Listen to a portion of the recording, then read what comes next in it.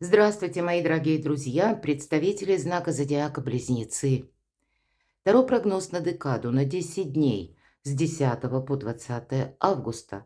Давайте узнаем, чего ждать или что вас ждет, что прояснится, и я вполне такое могу предположить, потому что первая декада буквально по 10 число.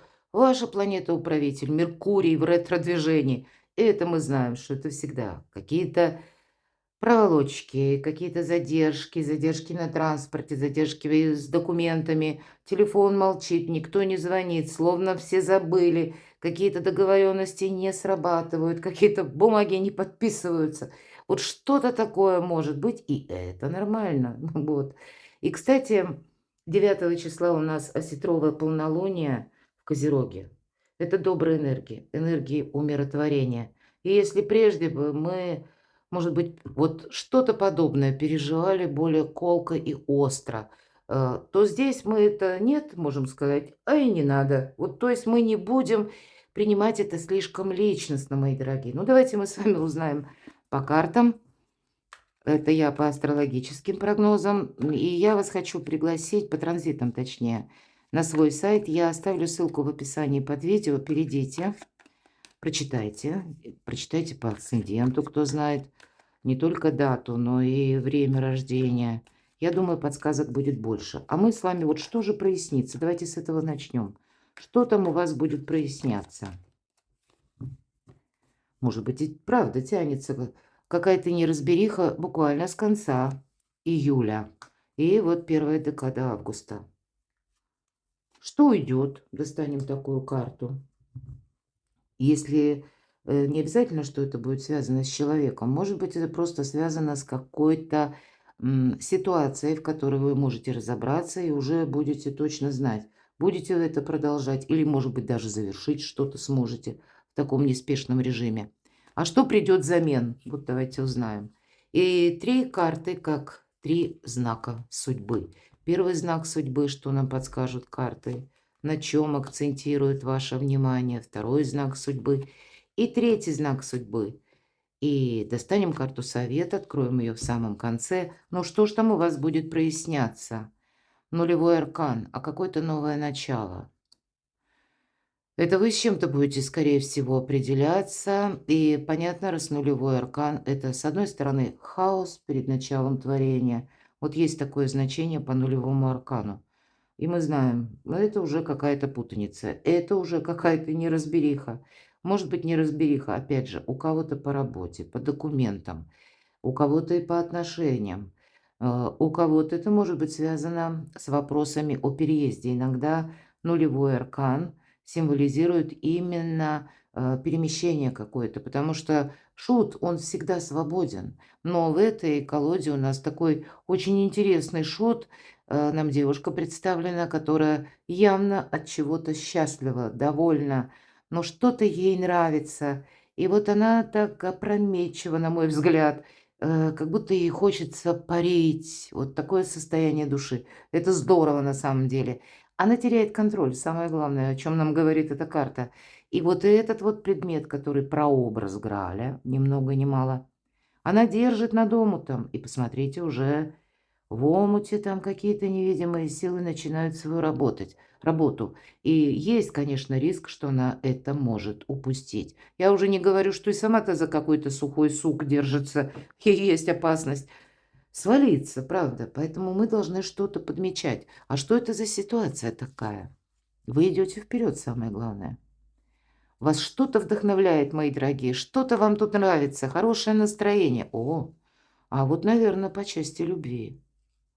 И для тех, кто в паре, кстати, королева чаш очень часто символизирует близких там. И пусть у нас королева, но мы говорим в целом о семье или о тех сложившихся отношениях, когда нас понимают, нас любят. Ведь это карта искренности, карта альтруизма, когда нас любят за то, что мы такие есть, а не за что-то там, за какие-то достижения. Может быть, и вы кого-то любите, и что-то вот как С чистого листа какие-то отношения, может быть, это недавнее знакомство, и такое я тоже могу предположить, потому что тема любви для вас — это по астрологическим аспектам, транзитам для кого-то может быть более чем актуально, особенно летом, особенно в августе. Интересно, что еще нам скажут. И кто знает, может быть, это вы будете думать уже более серьезно, как жить вместе. Не просто встречаться, а именно жить. Вот словно в одном гнездышке. Вообще, честно говоря, четверка мечей — это еще и мысли приводим в порядок. Значит, есть какая-то тема по отношениям. Давайте так подытожим, что будет проясняться. По отношениям что-то будет проясняться. Или по какой-то истории, может быть, любовной. Для тех, кто один или одна.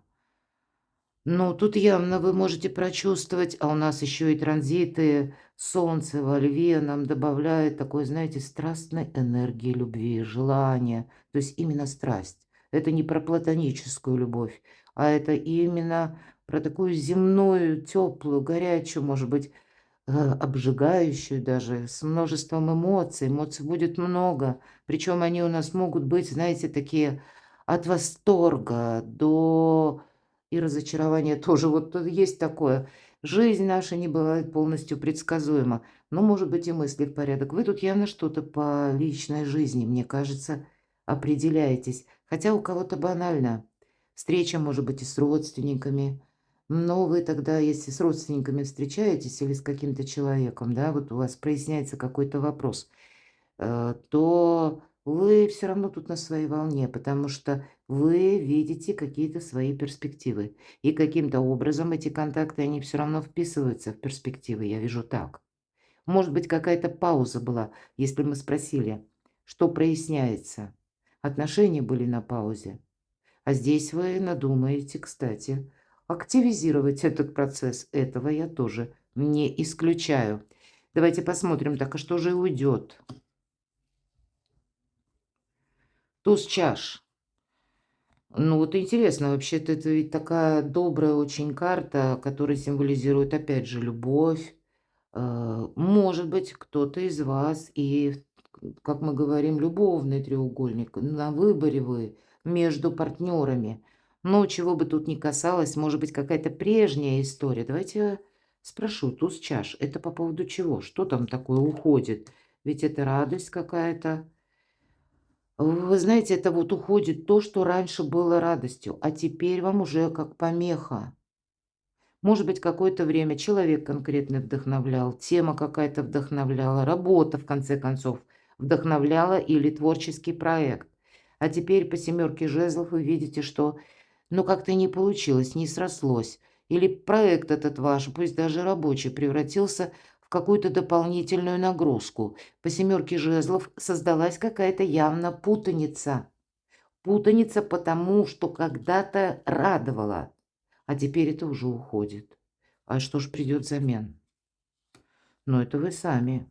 И даже если, мои дорогие девочки, король мечей, да, но это, видимо, вы будете в более мужских энергиях, потому что вы тут с чем-то определяетесь. Хорошо, а что же это придет взамен для короля мечей? Ну, понятно, ваши мысли, ваши желания. Ну вот, опять же, какое-то обновление.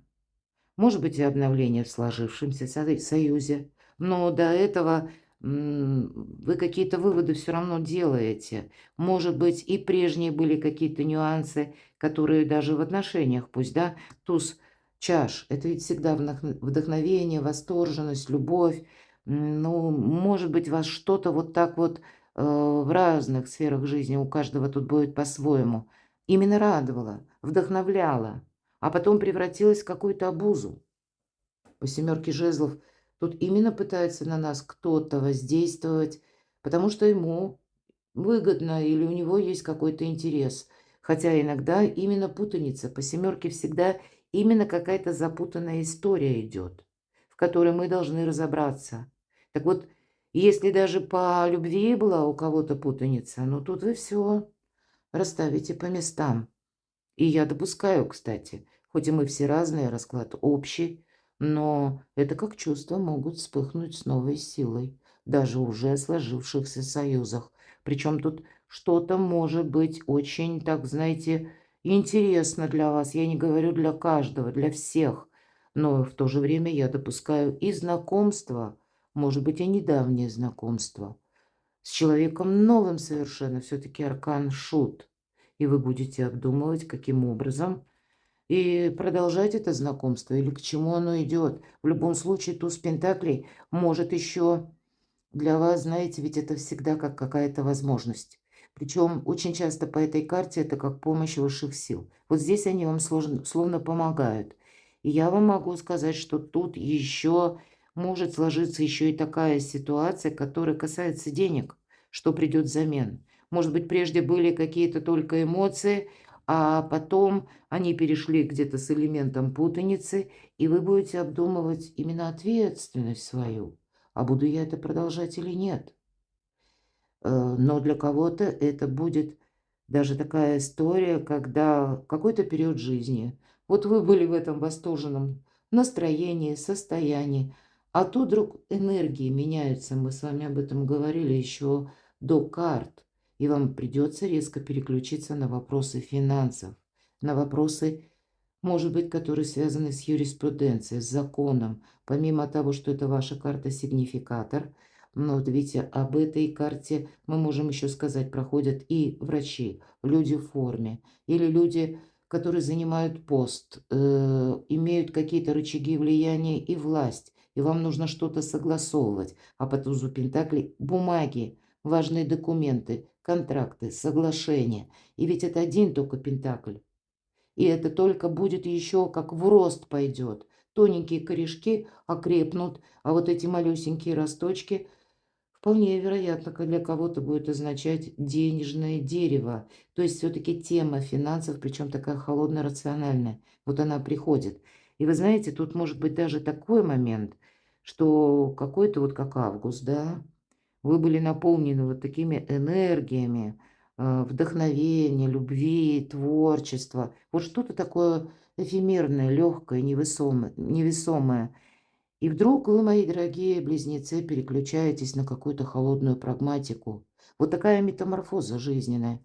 Ну, понятно, этому будет что-то предшествовать, или, может быть, возможность появляется какая-то. Все-таки вот с этими двумя картами явно есть какая-то возможность. Причем тут еще идет какой-то уровень, когда мы, если мы говорим, это могут быть и чиновники, это могут быть и люди такие, которые именно имеют, длинные руки, мы называем, да, вот есть какие-то возможности, так это ведь у вас может тоже быть. И вы понимаете, что куй железо пока горячо. Что-то тут будет еще и ускоряться, поэтому не захочется какую-то возможность вам упустить. Ладно, знак судьбы, но неизбежно что-то и заканчивается, это точно.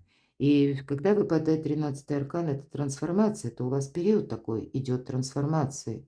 Здесь, может быть, и не так просто все расставить по местам, разложить по полочкам, разобраться и в отношениях, и с работой.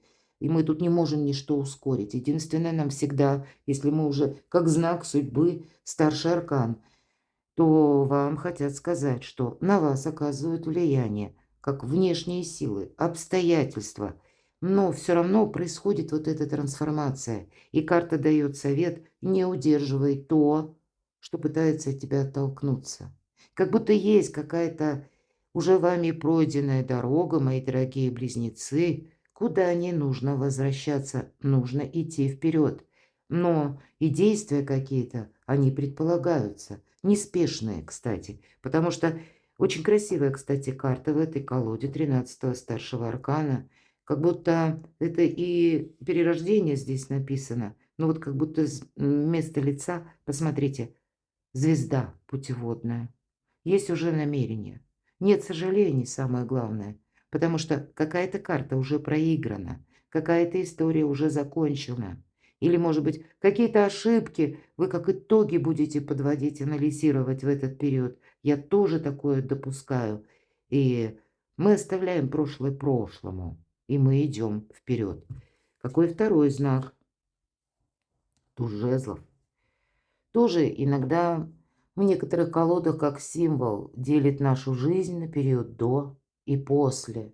Ну, это еще может быть информация какая-то, И вполне вероятно, вот именно эта информация. Или помимо информации, это может быть и ваше решение, потому что туз жезлов включает самые основные три момента. Ваше решение, может быть, и предшествовал какой-то внешний толчок, я такое допускаю, но не у всех, мы ведь все разные. Так вот, первое решение, второе – решимость делать первый шаг и уже действия какие-то начальные. И это как знак судьбы. Значит, не мешкайте долго, как только вы определились. Вам сейчас судьба зеленый свет дает. У вас очень доброе время для себя что-то сделать очень полезное, и я бы сказала, волшебное. А то, о чем вы, знаете, потом будете себя за что, точнее, будете благодарить, что вы на что-то решились. Вот я вижу именно так. Третий знак судьбы. Ну, как водится, наверное, раз у нас есть какое-то завершение, то обязательно и есть сожаление. Девятка мечей, кстати, это то, чего нет в реальной жизни. Карта искаженного восприятия. И нам говорят, открой глаза. Не время. Понимаете, если мы идем вперед, то и карта нам тем более сказала, явно есть те моменты, которые именно в прошлом нужно оставить, не брать их с собой в будущее. Оставляй, жизнь будет тебе играть разными красками, она тебе не будет вот темноту, мрак вот этот создавать. И поэтому, вот даже, к примеру, у кого-то может быть личная история, да, когда вы возобновляете контакты, или человек с вами возобновляет, но тут что-то такое есть. И если примирение, к примеру, наступает, то мы друг другу не вспоминаем былое, что там было когда-то из разговоров типа «Вот, а помнишь, ты сказала?» или «А помнишь, как ты поступил?» Вот это нет. Оставьте опять же прошлое прошлым. Вот это перерождение, оно должно наступить. И раз это происходит, значит и методы нам потребуются совершенно иные. И вот, кстати, король мечей с тузом пентаклей тоже может об этом свидетельствовать. Давайте я достану дополнительную карту. Это вообще о чем? Правда, мы уходим. Вот смотрите. Вот это самое возрождение, перерождение, назовите как угодно. По восьмерке чаш мы как будто перед выбором. Два солнца или два источника тепла, хочется сказать. И если первый как домашний, может быть, очаг, у кого-то вопросы переезда, у кого-то смены работы, у кого-то и то, и другое. Может быть выбор и по личной жизни, по отношениям, между партнерами. Сделать сложно. Как это подать, как этот разговор построить и быть правильно понятым. Ну, наверное, тут тысячи вопросов. Но вы-то все равно идете не от искусственного, не к искусственному, точнее, огню, а от него, как вот эта девушка отдаляется, она идет по направлению к солнцу. Вот вы делаете тот выбор, точнее, в то направление, которым вы будете заниматься последующие 6-8 месяцев. И пусть у кого-то это личная жизнь, что-то вы будете, значит, обустраивать. А если это касается ваших дел, работы, то, значит, в этом именно направлении, вот где солнце, вы будете проявлять свою активность. Как будто вот от этого не уйдешь. И это будет для вас, мои дорогие близнецы, очень важно. Вот я хочу прояснить, туз жезлов это о чем? Какую историю? Или какая сфера жизни? А вот смотрите, тут действительно период до и после. Отпускайте, правда, не держите. Праздник после победы у вас уже на кону. И, может быть, в эту декаду вы себе действительно скажете и сейчас спасибо, и еще и на далекое будущее. Так и хочется сказать. Ладно, э, карта совет. Ну вот как будто девушка сидит возле окна, два жезла. Мелкая карта. Это карта, когда мы, ну, какую-то прошлую историю тоже уже проиграли. В итоге мы просто смотрим в окно. В нашей жизни ничего не происходит, мы наблюдаем, да. Может быть, и вам тут надо наблюдать тоже. Я это не исключаю. Но если двойка жезлов, это, ну, некоторая пауза. Мы с вами об этом говорили, да? Но это не просто пауза бесконечности.